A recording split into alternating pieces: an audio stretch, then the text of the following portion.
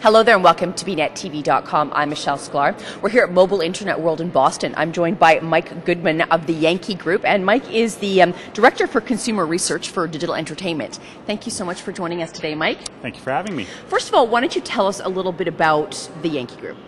Well, Yankee Group is a research and consulting firm. We are predominantly looking at the impact that ubiquitous connectivity is having on consumers, on enterprises, and how the network is changing. It's literally changing how we do things. More specifically, I am the Director of Digital Entertainment, which means I'm looking at the impact that technology is having on the production, distribution, consumption, and most importantly, monetization of entertainment. Right. Fantastic. Well, why don't you tell us a little bit about some of the things that you have learned and found out over the time that you've been doing your research? Certainly. Well, I think we're really in a period of time when the marketplace is fundamentally changing. I think one of the things that we can think about is that historically, the entertainment industry has been very much driven by the media companies. They decided what we were going to watch, how we were going to get it, when we were going to get it. They pretty much controlled our entertainment choices of movies, music, and games. Right. If we fast forward to today, we're really entering into an unprecedented period of consumer choice. That the consumer is the one who's in control, and that they're the ones who are deciding what devices I'm going to listen to my music on, how I'm going to acquire this music. Am I going to get it at a store? Here at Mobile Internet World, am I going to get it to my mobile device? Am I going to listen to it on an iPod or an iPhone? We have this incredible convergence that's going on in the marketplace today.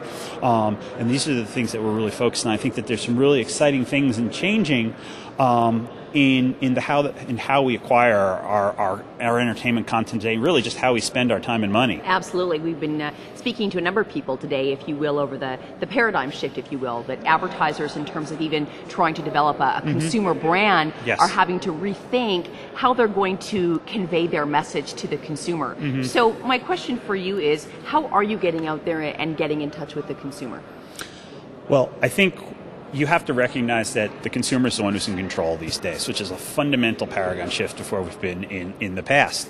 And as a result, what you really have to do is you have to align your business models with what the consumer wants to do, not so much with what you may want to do as an enterprise or as a media company, but you have to listen to the consumer. And that's something that media companies and entertainment companies really haven't been very good at doing in the past because they haven't had to. So let me give you a perfect example of that.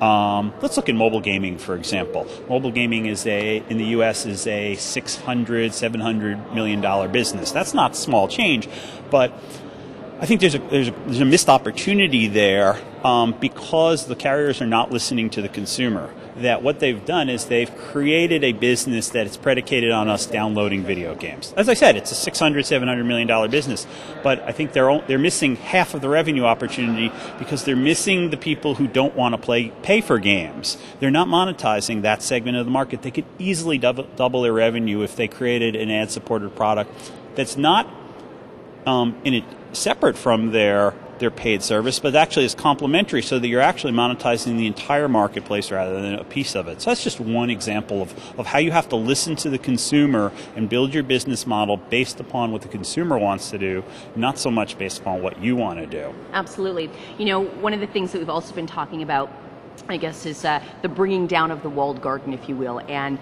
not looking at, the mobile side of the web as two competing components, if you will.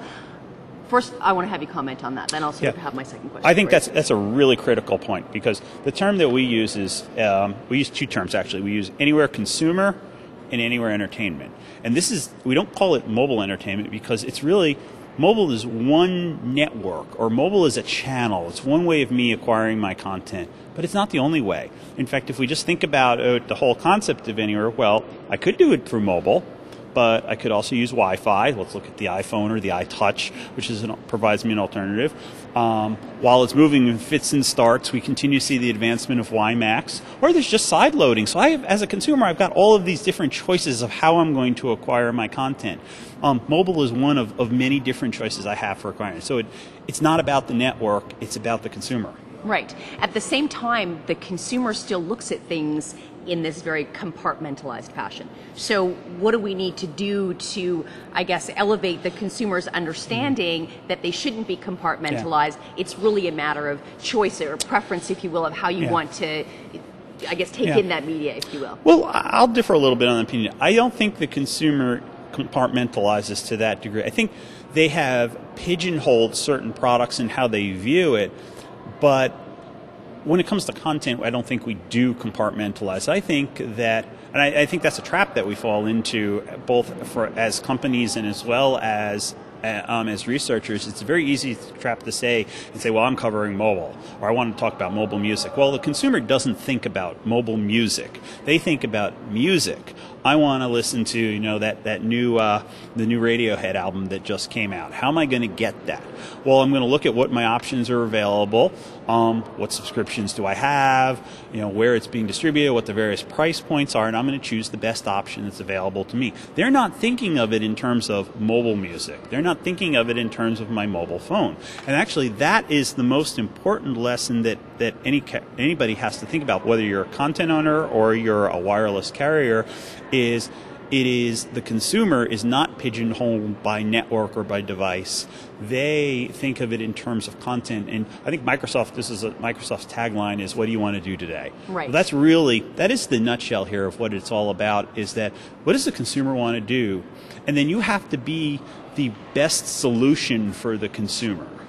That if my digital audio player, if my iPod is the best solution for listening to music, then that is what the consumer is going to migrate to. Right. It is not a function of, well, I always have my mobile phone with me, therefore it's going to be my de facto device for everything. That's not true. Clearly it's not true. We can look at the numbers and see how much music is being sold on Apple and how much music is being sold through the mobile operators, and it's a no-brainer. We can tell that the consumer has made their choice. They have two competing platforms, and they're making a choice based upon a number of factors. So we have to think about it in what do I want to do today, and what provides me the best opportunity, the best solution for doing that. Best price point, all of these things come together. My last question for you, Mike, is what do you foresee as some of the challenges that we're going to be up against as we're sort of trying to navigate our way through this incredibly massive world that we've created for ourselves here? I think you actually hit the nail right on the head. It's massively complicated.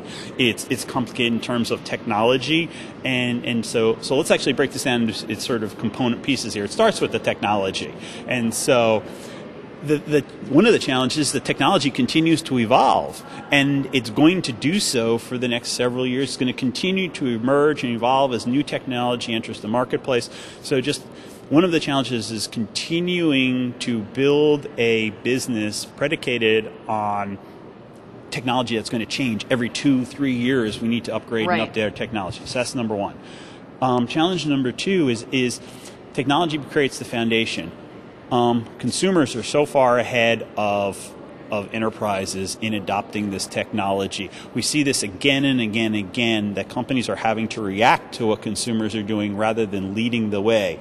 So those companies that can truly understand what the consumers do and recognize those critical behaviors earliest are the ones that are going to be successful. Apple is a perfect example of that.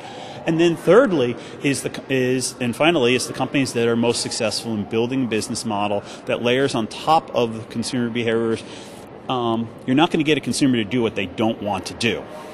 So I don't want to pay $2 for a download, for a music track download, when there's a 99-cent alternative out there. You have to build your business models based upon the market dynamics, and you can no longer just force feed a business model.